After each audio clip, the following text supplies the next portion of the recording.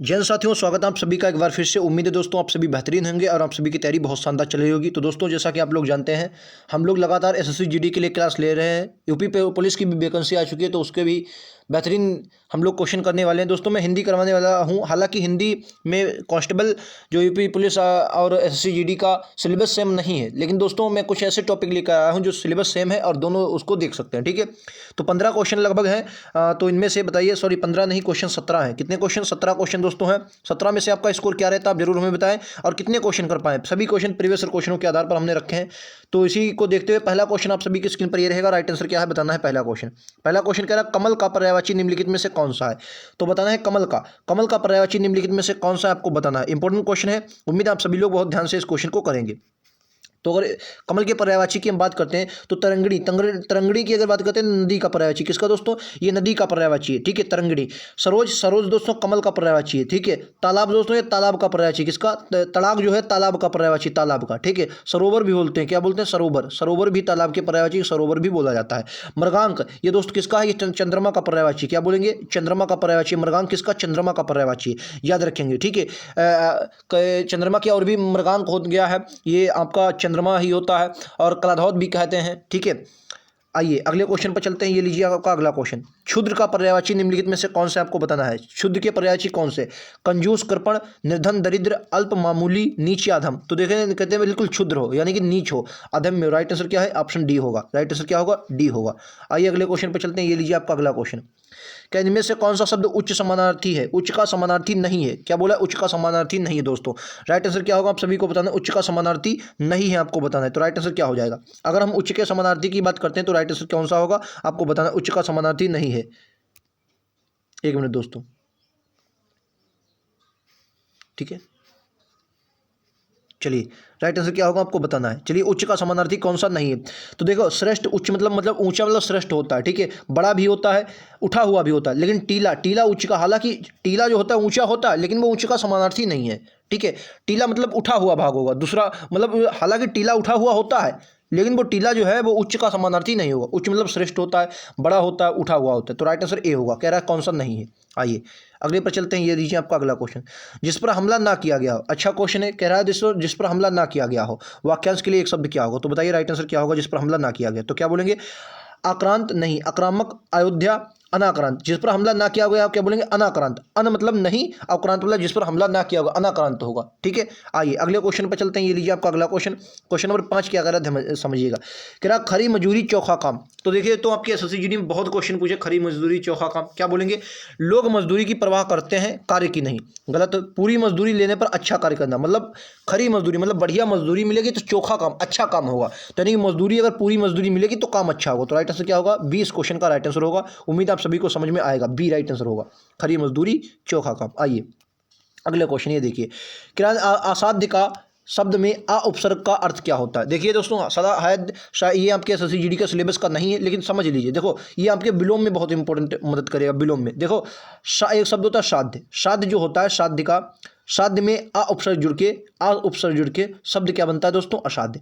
अच्छा एक बात बताइए, जो आ होता है ये किसका जो है किसका अर्थ जाहिर करता है? तो ये दोस्तों नकारात्मक यानी निषेध, उल्टा का, मतलब नकारात्मक का जो है वो अपना अर्थ प्रकट करता है। मतलब उल्टा का, नकारात्मक का जो है वो आपका अर्थ प्रकट करता है। तो राइट आंसर क्या हो जाए? बी हो जाएगा। अगला क्वेश्चन देखिए, ये रहा हम सभी की स्क्रीन पर अगला क्वेश्चन। कह रहा किस शब्द में उपसर्ग नहीं है? अपवाद में, पराजय में, प्रभाव में, या देखो अपवाद में अप प्लस वाद। वाद जो है आपका संपूर्ण शब्द हो जाएगा, वाद अलग हो जाएगा। पराजय, परधन अजय, परधन अरजय, पराजय हो जाएगा। ठीक है, प्रभाव, प्रधन भाव। लेकिन ओढ़ना, ओढ़नी में अगर आप कोई ओढ़ धन रहना, देखिए दोस्तों, जब उपसर्ग और प्रत्यय निकाले जाते हैं अलग, तो अगर उपसर्ग निकाला जाता है तो उसके बाद जो बनना चाहिए मूल स्वर बनना चाहिए। जैसे अगर हम अपवाद में, अब हमने उपसर्ग निकाला, जो वाद है, वाद में अपना ये दोस्तों, वाद जो है ये अपने में मूल शब्द है, तो मूल शब्द जरूर निकलना चाहिए। ओढ़नी में कोई मूल शब्द आपका नहीं निकलेगा। तो राइट आंसर क्या होगा? डी होगा। आइए अगले पर चलते हैं। क्वेश्चन नंबर 8 हमकी स्क्रीन पर ये रहा। कह रहा समाज शब्द में कौन सा प्रत्यय जोड़कर सामाजिक शब्द बनते हैं? और ये आपके वर्तनी अशुद्धि में सामाजिक बहुत इंपॉर्टेंट है। देखिए, एक आपने शब्द पढ़ा होगा वैज्ञानिक। अच्छा, ये बनता कैसे है वैज्ञानिक भाई शब्द कैसे बना? तो आप क्या देखें, देखिए विज्ञान अगर आप लिखेंगे तो विज्ञान इस प्रकार से लिखा जाता है। विज्ञान इस प्रकार से लिखा जाता है, बिल्कुल। और इसमें प्रत्यय जुड़ता एक। अच्छा, एक प्रत्यय की एक खास बात है, जब भी एक प्रत्यय जुड़ता है तो ये सबसे पहले पहले वाले शब्द में गड़बड़ जरूर करेगा इनकी, यानी कि इसकी प्रकृति को बदल देगा। यानी कि विज्ञान है, इसमें जब एक प्रत्यय जोड़ा तो विज्ञान तो हुआ, लेकिन विज्ञान के साथ एक इसमें जुड़ेगा, यानी एक इसमें भी जुड़ा निक में, तो क्या होगा, विग नामे एक पाई अवका खाली निक, वैज्ञानिक हो गया। इसी तरीके से अगर मैं समाज, देखिए समाज जो होता है, समाज इस प्रकार लिखा जाता है समाज, ठीक है, और प्लस एक प्रत्यय हुआ।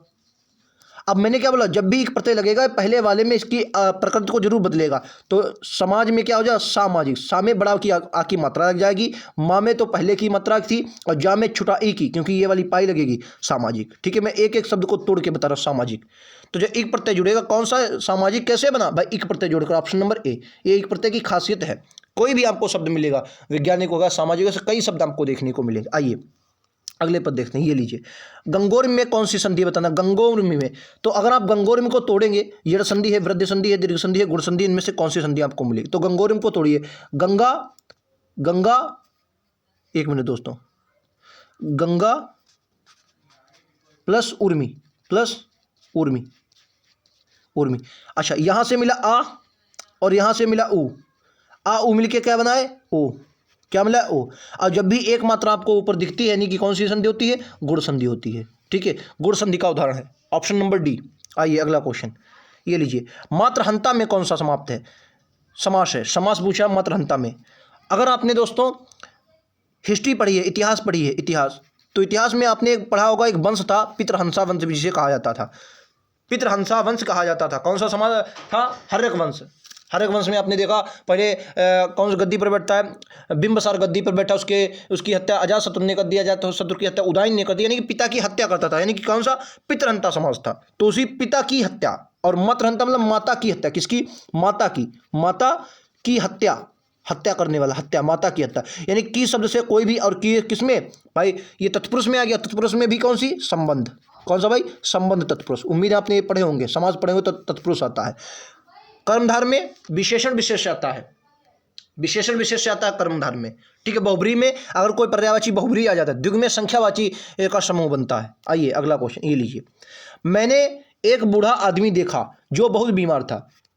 कांस्टेबल के लिए, यूपी कांस्टेबल के बहुत इंपॉर्टेंट क्वेश्चन है। क्या कर रहा है, मैंने एक बूढ़ा आदमी देखा जो, अब जो पर भाई आपने कोई बूढ़ा आदमी देखा, क्या, अब आपने कहा था बहुत बीमार था, कौन, बूढ़ा आदमी, तो ये किसके साथ जुड़ा, जो के। अब जो के साथ जुड़ते ही क्या हो गया, मिश्र वाक्य हो गया। ऑप्शन नंबर सी के साथ जाएंगे, क्या हो गया, मिश्र वाक्य हो गया। ठीक है, आइए अगले पर चलते हैं, ये लीजिए, क्या निम्नलिखित में से शुद्ध वाक्य पहचानिए। जीडी और कांस्टेबल दोनों के लिए इंपॉर्टेंट है, पुलिस के लिए भी, जीडी के लिए। बताइए, किराए वाक्यों में शुद्ध वाक्य बताइए कौन सा है। यहाँ गन्ने का ताजा रस बिकता है, यहाँ गन्ने का ताजा रस, यहाँ ताजे गन्ने का रस नहीं, ताजा गन्ने, ताजी गन्ने, क्या होगा, यहाँ गन्ने का ताजा रस बिकता है। बहुत बार एग्जाम में आया है, कांस्टेबल हो, यूपीएसआई हो, एसएससी, जीडी की कोई भी शिफ्ट उठा के देखेंगे, किसी न किसी शिफ्ट में क्वेश्चन मिलेगा, क्योंकि पूछा ही जाने वाला क्वेश्चन है। आइए अगले पर देखते हैं, ये लीजिए आपका अगला क्वेश्चन, क्या कौन सा वाक्य शुद्ध है, शुद्ध वाक्य बताना, शुद्ध कौन सा, शुद्ध। आइंस्टीन के पास विलक्षण बुद्धि थी, विचित्र कोई बुद्धि नहीं होती, अलौकिक कोई बुद्धि नहीं थी, दैवी कोई बुद्धि नहीं होती। तो आइंस्टीन के पास जो बुद्धि थी वो कैसी थी, विलक्षण बुद्धि थी। कैसी दोस्तों थी, विलक्षण बुद्धि थी। ए राइट आंसर होगा। आइए, जीडी और पुलिस के लिए दोनों के लिए इंपॉर्टेंट, ये देखिए, ये भी दोनों के लिए इंपॉर्टेंट है। क्या सही वर्तनी बतानी, वर्तनी आपके एग्जाम में 1 से 2 क्वेश्चन जरूर एग्जाम में, चाहे वो एसएससी जीडी हो चाहे कांस्टेबल हो, वर्तनी पूछी जाती है। तो बताइए, सुपर्णरेखा क्या हो जाएगा, सुर्पणखा। देखो सुर, तो अगर ऐसा क्वेश्चन जब भी आज में आप अपने आप बोलिए, सुर्पणखा, सुपर्णरेखा नहीं होता, सूर्प, यानी कि क्या होगा, सुर्प। आपने अंतरराष्ट्रीय पढ़ा होगा, अंतरराष्ट्रीय कैसे लिखते हैं, अंतर, देखो तरबा, और राष्ट्रीय, ठीक है, राष्ट्रीय ये हुआ। अब बताए रा कहाँ पर टंगेगा, बहुत लोग इस पर टंगते, ये गलत है, रा इसमें नहीं, तर, देखो ता के बाद रा आया, यानी कि अंतरराष्ट्रीय, रा के ऊपर ये टंगेगा। ठीक है, तो इसी तरह सुर्पणखा यानी सुर्प, ठीक है, सा के बाद रा रहा, यानी कि ऑप्शन नंबर ए होगा, पा के ऊपर टंगेगा। ठीक है, ये गोलिया शाह बनेगा, ऑप्शन नंबर ए के साथ जाएंगे। आइए अगले पर, ये लीजिए, शुद्ध वर्तनी बताए, जाजुल्यमान कौन सी शुद्ध वर्तनी, जाजुल्यमान, जाजुल, उज्ज्वल बहुत बार एग्जाम में आया, उज्ज्वल, एक उज्ज्वल है, प्राज्वल है, जाजुल्यमान, ऑप्शन बी। ठीक है, जाजुल्यमान होगा। ये लीजिए 16 क्वेश्चन, रस सामग्री विकल्प में कौन सी दी, किस विकल्प में रस सामग्री दी गई है। यूपी पुलिस के लिए बहुत इंपॉर्टेंट है। छंद अलंकार गुण नहीं, विभाव, अनुभाव, संचारी भाव, स्थायी भाव, विभाव, संचारी भाव, ये। अच्छा, संचारी भाव की अगर मैं संख्या आपसे पूछ लूँ, बताइए कितनी है संचारी भाव की संख्या। कमेंट बॉक्स में आप सभी को बताना है संचारी भाव की संख्या कितनी होती है। ठीक है, यूपी पुलिस वाले जरूर बताएंगे संचारी भाव की संख्या कितनी होती है। आइए अगले क्वेश्चन पर चलते, ये लीजिए। खड़ी बोली का प्रथम महाकाव्य कौन सा है? कांस्टेबल के लिए मोस्ट इंपोर्टेंट क्वेश्चन। खड़ी बोली का प्रथम महाकाव्य कौन सा? साकेत किसकी रचना है? तो क्या बोलेंगे? मैथिलीशरण गुप्त की। मैथिलीशरण गुप्त की रचना साकेत। प्रिय प्रवास इस क्वेश्चन का राइट आंसर होगा। हिंदी महाकाव्य का पहला खड़ी बोली का प्रथम महाकाव्य है ये खड़ी बोली का। ठीक है, कौन सा? प्रिय प्रवास। रचना किसकी है ये? प्रिय प्रवास किसका है? तो क्या बोलेंगे? हरियोद्या सिंह उपाध्याय। ठीक है, उपाध्याय, मैं नाम लेने में हरियोध जी की रचना है, मैं नाम प्रोनाउंसिएशन में गलत हो रहा है थोड़ा। हरियोध जी की रचना है, याद रखेंगे। ठीक है, हरियोध जी की रचना है। कामायनी किसकी है? जयशंकर प्रसाद की है। लोकायतन सुमित्रानंद पंत की है। ठीक है, तो उम्मीद है आप सभी को क्वेश्चन पसंद आए होंगे, अच्छे से आपने किए होंगे। 17 क्वेश्चन इस वीडियो में हमने कंप्लीट किए हैं। 17 में से आपका स्कोर कितना रहा जरूर बताएं। जीडी के लिए भी क्वेश्चन मैंने डाले हैं, कांस्टेबल के लिए क्वेश्चन डाले हैं। उम्मीद है आप सभी को समझ में आए होंगे। ऐसे क्वेश्चन आपको लगातार मिलते रहेंगे। जरूरत है आपको लगातार जुड़ने की, चाहे वो हिस्ट्री, पॉलिटिक्स, ज्योग्राफी, इकोनॉमिक्स कोई भी विषय हो, मैं आपको लगातार यहाँ पर क्वेश्चन करवाऊंगा। ठीक है, तो मिलते हैं अगले वीडियो में। आज के लिए इतना ही। थैंक यू दोस्तों। जय हिंद, जय भारत।